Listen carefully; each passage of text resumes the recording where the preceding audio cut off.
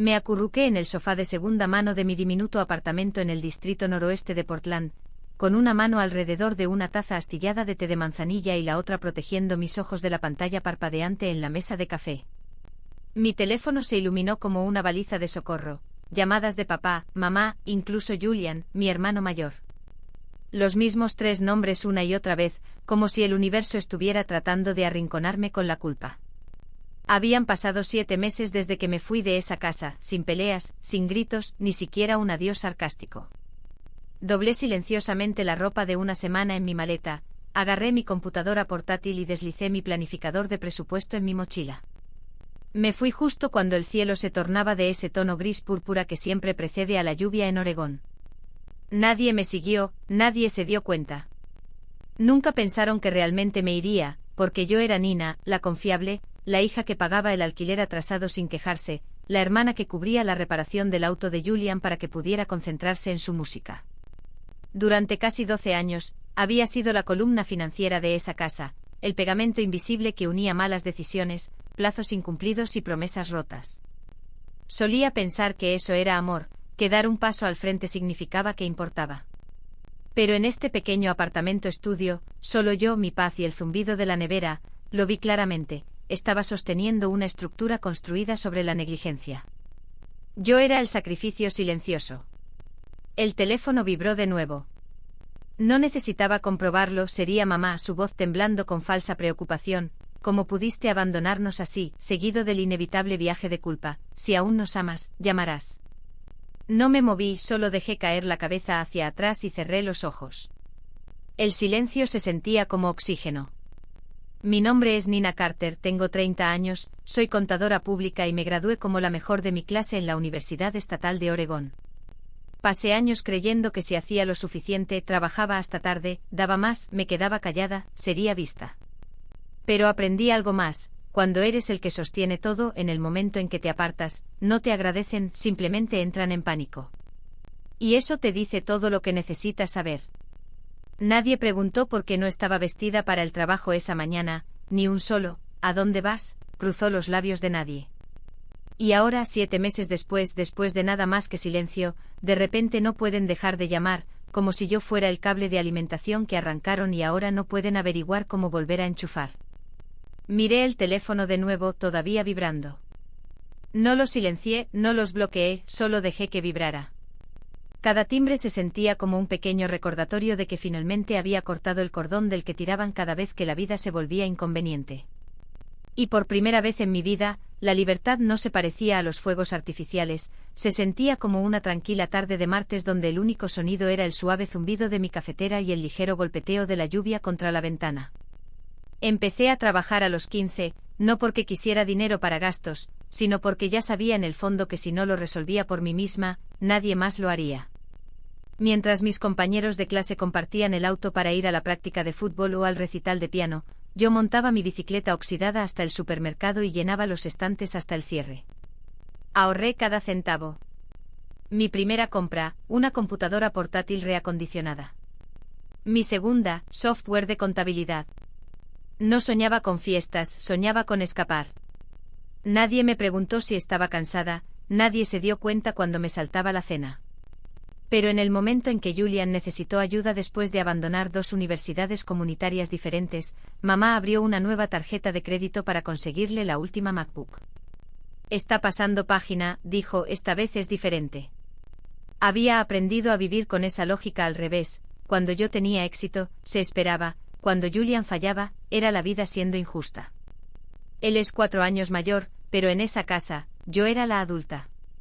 Él tenía malos días, yo tenía responsabilidades. Cuando renunció al trabajo en el almacén porque el gerente tenía una mala actitud, mamá se apresuró a defenderlo: nadie debería ser tratado así. Cuando chocó el auto, papá simplemente suspiró: estas cosas pasan. Pero cuando obtuve una beca completa para la Universidad Estatal de Oregón, su única preocupación fue: ¿por qué no en un lugar más cercano? ¿Qué pasa si Julian necesita el auto? Cuando conseguí un trabajo en una firma de consultoría de primer nivel en el centro, mamá frunció el ceño: ¿y quién va a ayudar con los recados ahora? No podía recordar la última vez que dijeron: estamos orgullosos de ti. Tal vez nunca lo hicieron. Nunca fui una hija, fui una herramienta, una cuenta bancaria ambulante con una voz tranquila. Seguía diciéndome a mí misma que estaba ayudando, que las familias deben apoyarse mutuamente. Pero cada vez que llegaba a casa después de trabajar 70 horas semanales en la firma, encontraba a Julian tirado en el sofá de la sala de estar, con el control en la mano, los pies apoyados en la mesa de café como si fuera el dueño del lugar. Mamá estaría revolviendo una olla de su sopa favorita, tarareando sus viejos discos. Papá estaría bebiendo su café, contando por enésima vez la misma historia sobre cómo su hijo ganó un concurso de arte en la escuela primaria y mostró tanta promesa. No soy despiadada, me importaba, de verdad. Pero lo que ya no puedo hacer es existir en un mundo donde mi constancia se ignora y su caos se celebra. Recuerdo que una vez le dije a mamá que estaba ahorrando para un condominio, nada grande, solo algo que fuera mío. Levantó la vista de su té y dijo sin perder el ritmo, una mujer comprando una casa sola, ¿no te preocupa que la gente piense que nadie quiere casarse contigo? No dije nada, pero ese fue el día en que dejé de esperar que realmente me vieran, no porque no tuviera éxito, sino porque a sus ojos Julian siempre importaría más. Yo era el fondo de emergencia, el respaldo confiable. Y esa comprensión, tan aguda como era, se convirtió en mi punto de inflexión. Hace 7 meses empaqué mis cosas y me fui. Sin gritos, sin escenas, solo una resolución silenciosa. Comenzó con un mensaje de mamá mientras todavía estaba en la oficina. Nina, se cortó la luz, tu papá olvidó la factura de nuevo, ¿puedes cubrirla? Te lo devolveremos. Sin dudarlo, envié $132. Luego vino la factura del agua, el internet, los suplementos de papá, todo cuidadosamente explicado, todo temporal, hasta que lo temporal se convirtió en lo esperado. Al principio no me importó, ganaba bien. Pero pronto dejaron de pedir y empezaron a asignar. Envía a Julian $2,000 para una clase de diseño. El tratamiento de conducto de papá fue caro, aquí está la factura. De repente yo era el banco. Y justo cuando finalmente estaba preparando mi solicitud de hipoteca, papá llamó. Su tono era incómodo, Nina, estamos en un pequeño aprieto con la casa. El banco amenaza con la ejecución hipotecaria. Solo necesitamos un poco de ayuda, unas pocas semanas. Me congelé. Esa casa, vieja y estrecha, seguía siendo la casa de mi infancia, donde una vez pegué vision boards de la vida que quería, donde una vez creí que estarían orgullosos de mí. Antes de soñar con encimeras de acero inoxidable y pisos de madera noble, mi sueño era simplemente tener una habitación de nuevo, una que no fuera reemplazada por un sofá-cama para que Julian pudiera mudarse temporalmente. ¿Cuánto necesitan?, pregunté aunque ya lo sabía. Alrededor de $980 al mes, dijeron. Solo por unos meses, solo hasta que tu papá y yo nos recuperemos. Y estuve de acuerdo. Esa primera transferencia se realizó más tarde esa noche, justo después de cancelar el depósito del apartamento en el centro por el que había estado ahorrando durante más de un año. Pero no fueron solo unos pocos meses, se convirtieron en casi 2 años. 2 años, más de $20,000 enviados, que ni siquiera incluían el seguro del auto, las reparaciones del techo o los regalos de cumpleaños de Julian, que de alguna manera se convirtieron en obligaciones familiares. Lo que más dolía no era el dinero, era la expectativa, la forma en que actuaban como si fuera normal. Sin agradecimientos, sin, puedes manejar esto, solo exigencias disfrazadas de necesidades. Julian seguía sin tener trabajo. Cuando pregunté al respecto, mamá simplemente suspiró y dijo, está encontrando su camino, Nina, no lo presiones. Presión. Yo estaba trabajando 60 horas a la semana para cubrir su parte, ¿y yo era el problema? Empecé a registrar cada transferencia, fecha, propósito, cantidad. No porque esperara que me lo devolvieran, Dios no, solo necesitaba pruebas de que no estaba loca, de que no era así como se suponía que debía ser. Pero incluso cuando intentaba retroceder, siempre llegaba otro mensaje, los medicamentos de papá están atrasados. El calentador de agua está fallando de nuevo. Julian podría necesitar materiales de arte pronto, ¿puedes verificarlo? Así que lo enviaba de nuevo. Y lentamente dejé de revisar mis propias cuentas por la mañana, porque ver el saldo casi vacío me hacía sentir que me estaba asfixiando. Estaba viviendo de dumplings congeladas y comida enlatada en oferta, saltándome cortes de pelo y posponiendo visitas al dentista para que Julian pudiera tener una nevera llena y un techo sin goteras para su espacio creativo. Entonces, una noche en una tienda de la esquina a 2 cuadras de mi apartamento, abrí mi billetera y no pude pagar un galón de leche. Ese fue el momento en que hizo clic. No estaba siendo fuerte, estaba siendo drenada. Solía creer que el amor significaba sacrificio, pero ahora sabía que el sacrificio sin reciprocidad no es amor, es una destrucción lenta. Y la única forma de dejar de ahogarme era soltar a los que me estaban hundiendo. Ese domingo estaba lloviznando. Acababa de terminar un turno brutal de 10 horas, mi cuerpo anhelaba una ducha caliente. En cambio, me detuve en la tienda, compré comestibles, conduje 40 minutos como lo había hecho durante 2 años. Entré en la casa, entré en la cocina con los brazos llenos de comestibles, salmón, verduras frescas, algunas comidas congeladas. Mientras las colocaba en el mostrador, apareció mamá, no con un abrazo o un hola, sino con ese tono familiar en su voz: Nina, tenemos que hablar. Antes de que pudiera siquiera exhalar, cruzó los brazos, su tono ya cargado de culpa y acusación: hemos hablado de esto, lo que estás enviando cada mes ya no es suficiente. Me detuve parpadeando. No es suficiente. Papá entró desde la sala de estar, su voz lenta y grave como si estuviera anunciando un desastre natural: vives sola, ganas buen dinero, mientras tanto, apenas mantenemos las cosas juntas aquí. ¿No crees que es un poco injusto? Miré a las 2 personas que me criaron, ahora paradas frente a mí como si fuera un recurso que administrar, no una hija a la que apoyar. Mantuve la voz tranquila, aunque mi pecho ardía.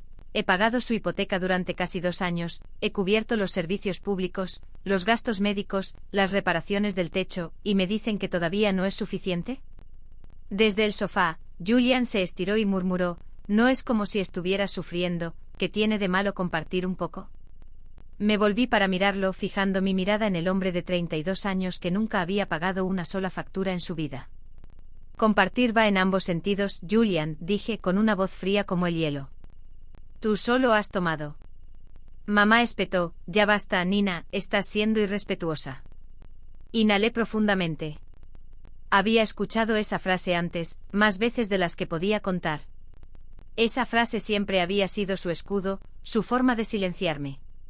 ¿Soy irrespetuosa por señalar la verdad?, pregunté con la voz tensa, temblorosa pero fuerte. La mandíbula de mamá se apretó, sus labios formaron esa delgada línea que había aprendido a leer al crecer, esa mirada de martirio herido. Y luego la daga: si es una carga tan grande, entonces sal por esa puerta y no vuelvas. El tiempo se detuvo. Ella no se dio cuenta de con qué frecuencia había repetido esa frase en mi cabeza. Pero ahora no me quedaba nada que demostrar. Nadie me detuvo, nadie me rogó que me quedara. Los miré a todos, a Julian desplazándose por su teléfono como si nada hubiera pasado, y dejé caer la última bolsa sobre la mesa.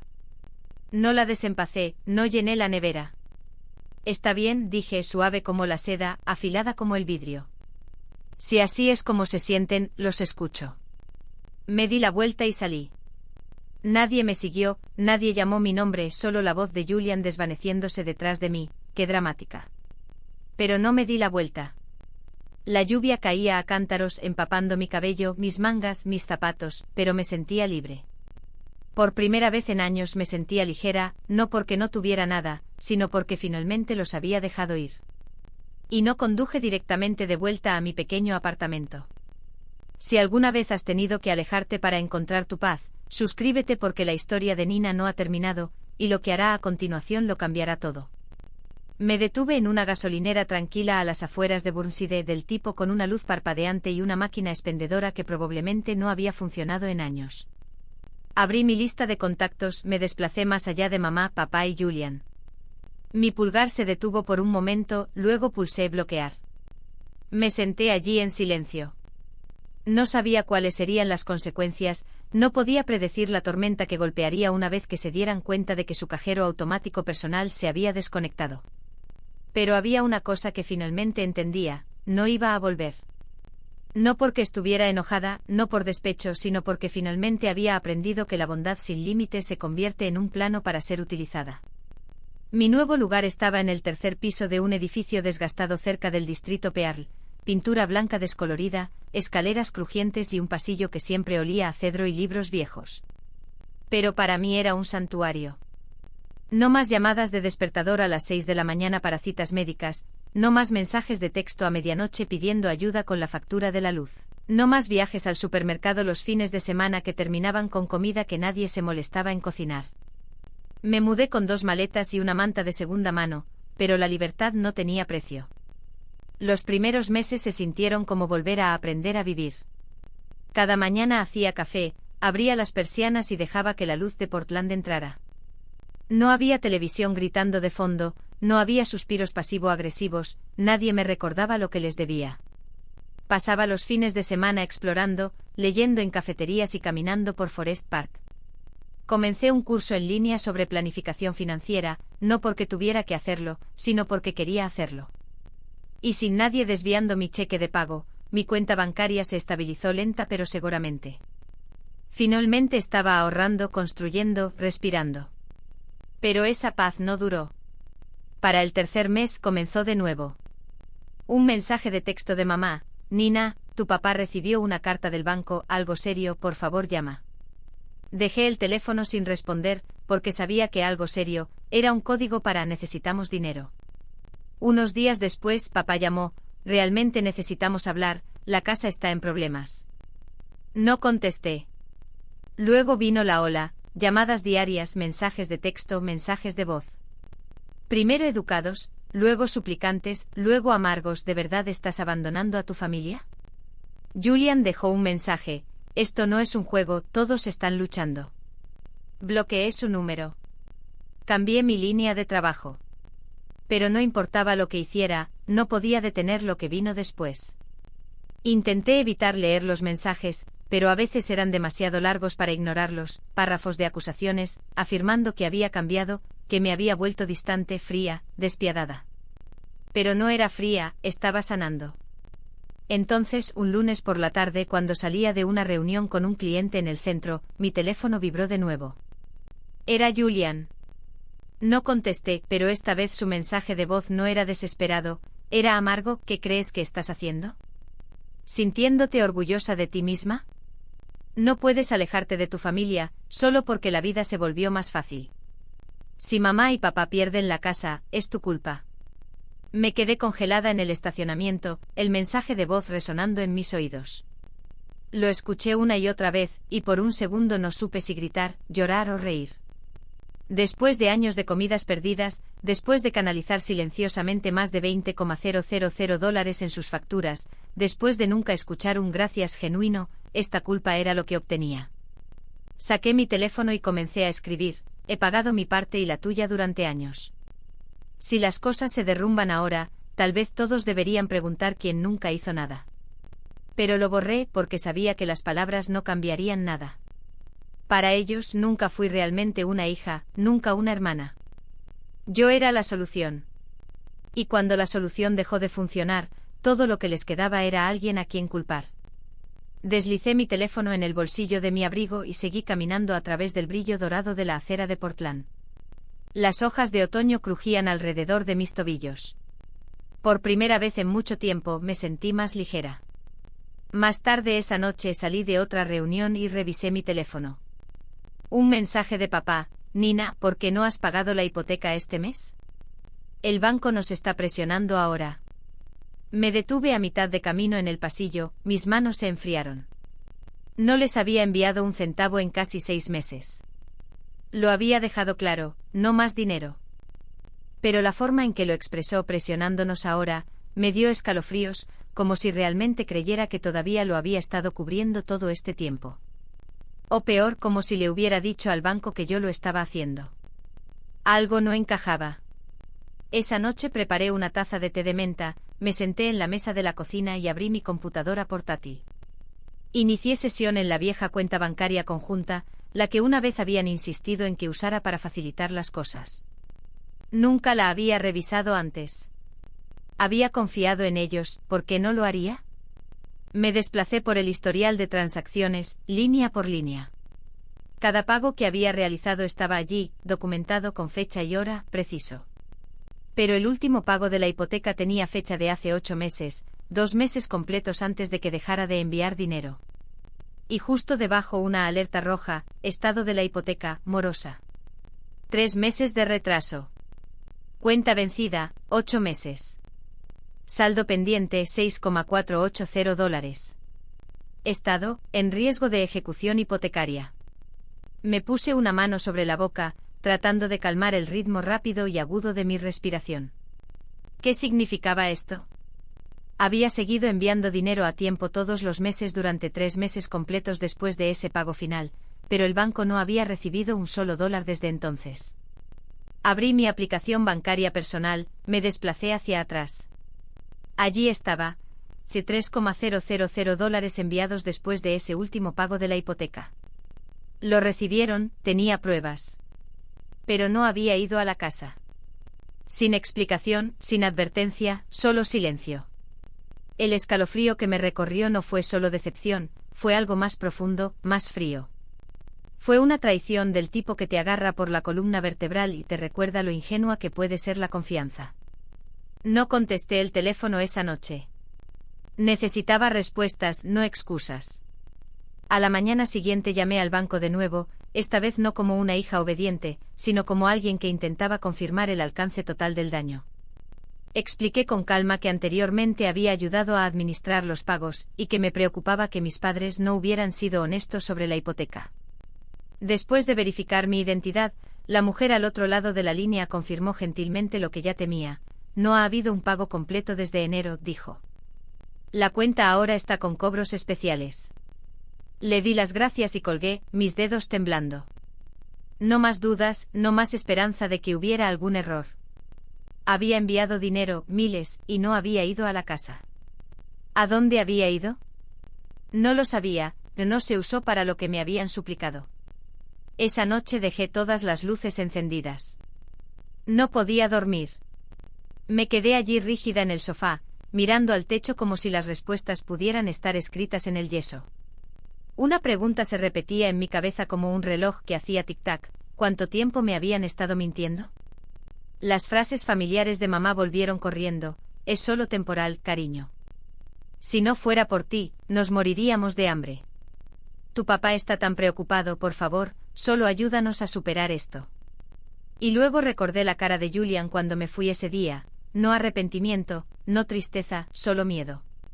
Miedo de que el dinero se fuera conmigo. Escribí un mensaje a papá. Acabo de hablar con el banco, dijeron que la hipoteca tiene 8 meses de retraso. Seguí enviando dinero, entonces ¿qué pasó? Sin respuesta. 15 minutos después, sonó el teléfono. Papá. No contesté, todavía no. El tono de llamada resonó como un fantasma de una casa en la que ya no vivía, de una familia que ya no reconocía. A las 10 de la noche llegó la tercera llamada. Mis manos estaban frías, mi corazón ardía. Sabía que si contestaba no habría vuelta atrás. Pero estaba lista. Presioné responder. Nina, soy papá, su voz era baja, tensa. Así que supongo que te enteraste de lo del banco. Mantuve mi voz firme, no solo me enteré, lo confirmé. La hipoteca tiene 8 meses de retraso y seguí enviando dinero. ¿A dónde fue? Hubo una pausa, luego un suspiro largo y cansado, como si pudiera cubrir la verdad. Sé que estás enojada, pero no es lo que piensas. Di una media sonrisa amarga, aunque nadie podía verla. No es lo que pienso. Envié dinero para la casa no se pagó. ¿Qué parte de eso estoy malinterpretando? Fue entonces cuando la voz de mamá interrumpió de repente, aguda y estridente como siempre. Nina, no te atrevas a hablarle así a tu padre, espetó. No entiendes por lo que hemos estado pasando. Todo se ha derrumbado desde que te fuiste. Entrecerré los ojos, de pie en medio de mi sala de estar. ¿Desde que me fui? ¿O desde que dejé de pagar para que todos los demás vivieran cómodamente? No me hables así, ladró. He hecho todo por esta familia. Julian perdió su trabajo, la espalda de tu padre está hecha un desastre, la casa necesita reparaciones, y tú simplemente nos diste la espalda. No, mamá, dije en voz baja pero firme. Les di la espalda después de que me drenaran hasta el último dólar y todavía tuvieran el descaro de decir que no era suficiente. No estoy obligada a financiar sus malas decisiones. Hubo silencio, solo el leve zumbido de la llamada aún abierta. Luego vino la voz que más temía, Julian, deslizándose sin invitación. «Estás siendo dramática», dijo rotundamente. «Solo necesitan un poco de ayuda y estás actuando como si todo el mundo te debiera algo». Reí bajo y frío. «El mundo no, pero esta casa definitivamente me debe a mí». «Eres egoísta», siseó. «No», dije, con hielo en cada palabra. «Antes solo era estúpida». Papá volvió a hablar, su voz era más suave ahora, casi rota. «Nos equivocamos, ¿de acuerdo? Pero tú eres todo lo que tenemos. Te lo devolveremos, lo prometo». Exhalé un suspiro seco y sin humor. «¿Cuántas veces has prometido eso?» Silencio de nuevo, luego apenas por encima de un susurro: «Si no ayudas, podríamos perder la casa. Estamos a punto de perderlo todo». Y finalmente lo sentí. No culpa, no pánico, solo claridad. Porque por una vez supe que no era yo la que estaba perdiendo nada. Apreté el agarre del teléfono, mi pecho dolía, pero mi voz se mantuvo firme. «Entonces piérdanla», dije. «Porque ya no es mi responsabilidad». «Nina, no puedes», comenzó papá. «No puedo», que espeté. «¿No puedo alejarme después de que me hayan empujado más allá de todos los límites?» No esperé a que terminara. He llevado a esta familia durante casi una década mientras Julian se sentaba quemando dinero y juzgándome por trabajar. Y ahora, en el segundo que digo que no, soy la despiadada. En el fondo, escuché los sollozos de mamá de nuevo. Julian susurró algo que no pude entender, probablemente dándole otra razón por la que yo era la villana. La voz de papá se quebró con súplicas, pero ya no los escuchaba realmente. Sus palabras resonaban como fantasmas vacíos en el pasillo, familiares, desvaneciéndose. Respiré hondo, uno que parecía provenir de un lugar profundo y olvidado hace mucho tiempo. «He terminado de ayudar», dije, no porque sea cruel, sino porque he hecho más que suficiente. «Todos ustedes necesitan aprender a vivir sin mí. Eso es lo único que dejo atrás». Y colgué. No con ira, sino con paz. Después de esa última llamada, apagué mi teléfono y lo dejé sin tocar en la mesa de la cocina durante 3 días. Sin mensajes de texto, sin mensajes de voz, sin súplicas llenas de culpa, solo silencio. Y nunca había sabido que el silencio se sintiera tan sagrado. A la mañana siguiente me levanté temprano, preparé café y salí a mi pequeño balcón. La ciudad brillaba bajo un amanecer dorado de Portland. Mi apartamento no era gran cosa, el techo era bajo, los pisos de madera crujían con cada paso, pero era mío. Sin golpes en la puerta pidiendo dinero para gasolina, sin llamadas de culpa, sin nadie culpándome por elegir mi propia vida. La libertad no era ruidosa como esperaba, era suave, gentil, como la primera inhalación después de salir a la superficie desde aguas profundas. Pero incluso el silencio puede generar dudas en las horas tranquilas después del anochecer. A veces me preguntaba, ¿fui demasiado lejos? Corté el contacto, dejé que la casa se tambaleara al borde de la ejecución hipotecaria, dejé que las personas que una vez me criaron lidiaran con su propio caos. Siempre había sido su base, ahora era yo la que se alejaba. ¿Fui demasiado dura? Finalmente abrí mi buzón de voz, el que había estado evitando. Mamá, ¿te arrepentirás de esto? Esa casa significa todo para mí. Papá, nos hemos quedado sin opciones, si no ayudas se acabó. Julian, nos estás dejando hundir solo por tu orgullo.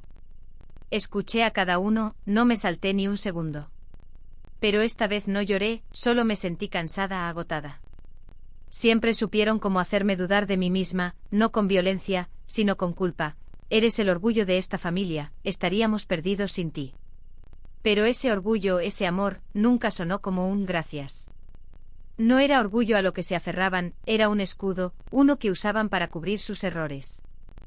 Cada vez que no querían asumir la responsabilidad, lanzaban las mismas frases: «Eres la fuerte, tú siempre lo logras». Pensé en las noches que me quedaba despierta hasta pasada la medianoche haciendo números para los clientes, solo para despertarme con Julian burlándose de que no sabía cómo vivir el momento. Recordé cancelar las únicas vacaciones que había planeado en todo el año porque mamá me envió un mensaje de texto diciendo que les faltaba dinero para el alquiler de nuevo. Y nunca olvidaré la expresión de su rostro cuando finalmente le dije que estaba cansada. no simpatía, no preocupación, solo esa tranquila y gélida decepción, como si la hubiera fallado por tener mis propias necesidades.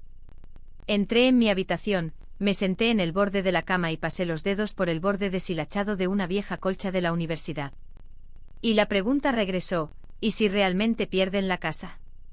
¿Y si un día recibo una llamada diciendo que no tienen dónde ir? ¿Me sentiré culpable? Soy la razón por la que se mantuvieron a flote durante casi 10 años, eso no desaparece solo porque dejé de ayudar hace 6 meses. Pero la culpa no necesita hechos, simplemente se infiltra, silenciosa y aguda. Tal vez no era la hija perfecta, tal vez fui demasiado firme.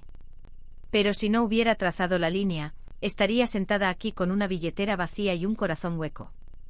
No estoy contando esta historia para obtener aplausos, no le estoy pidiendo a nadie que diga que tenía razón. Solo quiero entender, saber si alguien más se ha sentido así, cargando con todo el peso de una familia, siendo llamado desagradecido por decir que no una vez. ¿Alguien más ha sido etiquetado como frío por finalmente elegir la paz? Y si todavía estás aquí, realmente quiero preguntar, ¿hice lo correcto? Elegí vivir para mí misma, pero ¿hay un costo que aún no he visto? No lo sé, pero tal vez tú sí. Tal vez tu mensaje, tu historia, tu honestidad puedan recordarme que no soy la única. Si has llegado hasta aquí, gracias por escuchar, gracias por sentarte con mi historia. Nunca pensé que tendría que elegir entre la lealtad y la paz, entre ser la columna vertebral de mi familia y finalmente defenderme a mí misma. Pero lo hice y todavía estoy aprendiendo a vivir con esa decisión. Así que ahora me dirijo a ti, no para obtener validación, sino para conectarme. ¿Alguna vez has tenido que alejarte de las personas que pensabas que siempre estarían allí? ¿Alguna vez te han llamado frío solo por establecer límites?